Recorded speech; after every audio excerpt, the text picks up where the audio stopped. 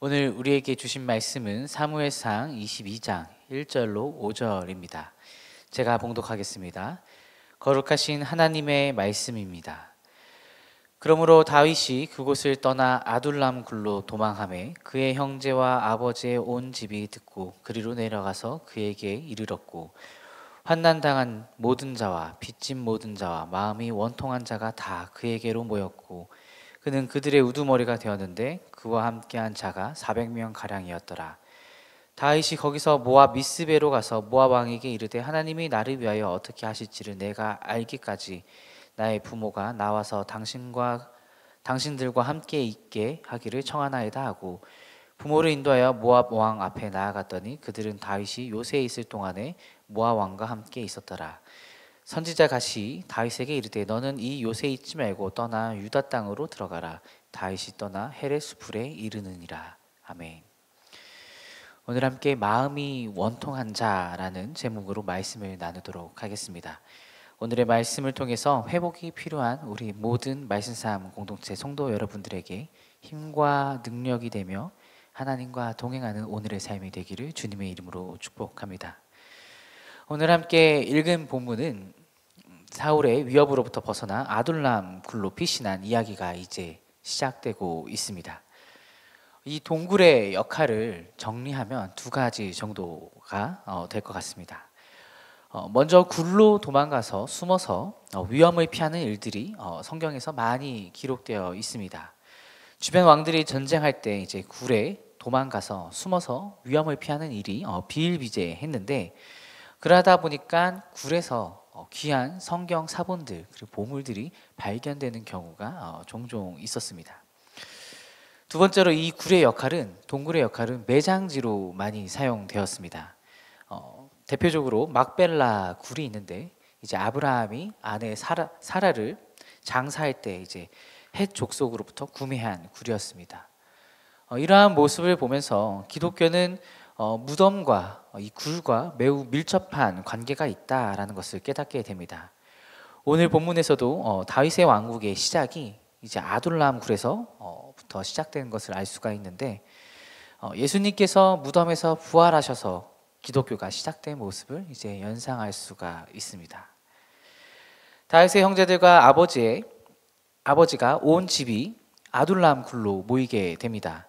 그럴 수밖에 없는 것이, 사울이 다윗을 죽이려고 온 이스라엘에 수배령을 내리고 추격하고 찾아다니고 있다는 사실을 우리가 알 수 있는데, 그러한 상황 속에서 그의 가족을 가만히 내버려 두었을 리가 없는 것이죠. 이들 또한 피신하고 도망하고 있었을 것입니다. 그러다가 아둘람 평야의 어느 한 굴에 다윗이 은신해 있다라는 소식을 듣고 이곳까지 오게 된 것이죠. 사랑하는 우리 말씀상 공동체 성도 여러분, 이들의 모습이 바로 우리 그리스도인의 모습입니다. 이게 무슨 말이냐면, 우리가 정상적인 기독교인이라면, 정상적으로 기독교인으로 산다면 예수 그리스도 때문에 불편해지고 어려움을 겪고 손해를 당하고 고난을 당할 수밖에 없다라는 것입니다. 이것이 이 세상을 살아가는 그리스도인의 정상적인 모습입니다. 그런데 세상을 살아가다 보니 우리는 예수 그리스도로 세상적인 복과 평안을 갈구하는, 예수 그리스도로 세상적인 복을 갈구하는 그런 존재가 되었습니다. 이것은 성경에서 우리에게 말하는 그리스도의 모습과 다른 것이라는 것을 우리가 깨달아야 합니다.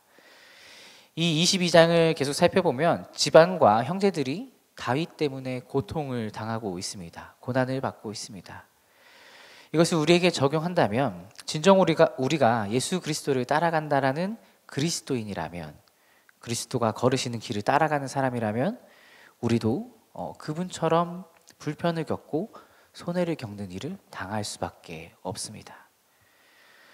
아둘람 굴로 400여 명의 사람들이 몰려왔습니다. 이들을 분류하면 세 가지 정도로 분류할 수가 있는데, 환난 당한 자, 빚진 자, 마음이 원통한 자가 이렇게 분류할 수 있습니다.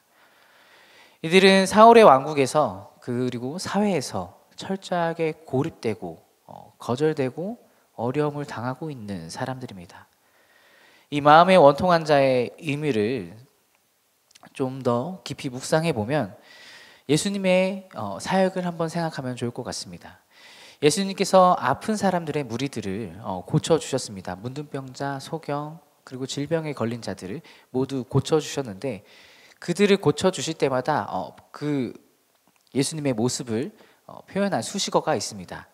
민망히 여기셨다라고 성경은 기록하고 있는데, 이 민망히 여기다라는 말이 창자가 끊어지는 아픔을 의미합니다.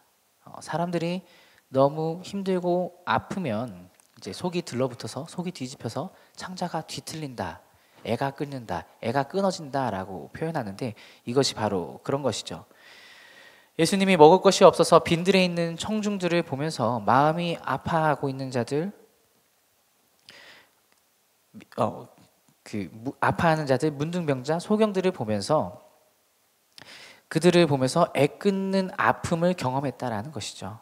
마음이 원통한 자, 이들을 예수님께서 바라보셨을 때 자기 자신처럼 사랑한 사람들이었다라는 것입니다. 마음이 원통한 빚진 그들이 지금 이 아둘람 굴로 모여들고 있습니다. 이 굴로 모인 것은 바로 이곳을 피난처로 삼기 위해서 모여든 것이죠. 우리도 예수 그리스도께, 예수님을 피난처로 삼아서 모여야 합니다. 근데 이 굴에 모인 사람들이 마음이 애통하고 원통하고 빚진 자들이 오합지졸 같은 허접한 무리였습니다. 그러나 후에는 잘 훈련된 하나의 군대 조직이 되고 나라의 조직이 되는 것을 우리가 발견할 수 있습니다. 하나님 나라의 시작은 늘 이렇게 시작됩니다. 작은 것으로부터 이루어지고, 아파하는 자들로부터 이루어지고, 고통받는 자들로부터 시작된다라는 것이죠. 하나님의 나라를 모형으로 담고 있는 다윗의 왕국이 무덤 겸 피난처로 인식되어 있는 굴에서부터 시작되고 준비되고 있는 과정을 우리가 살펴보고 있습니다.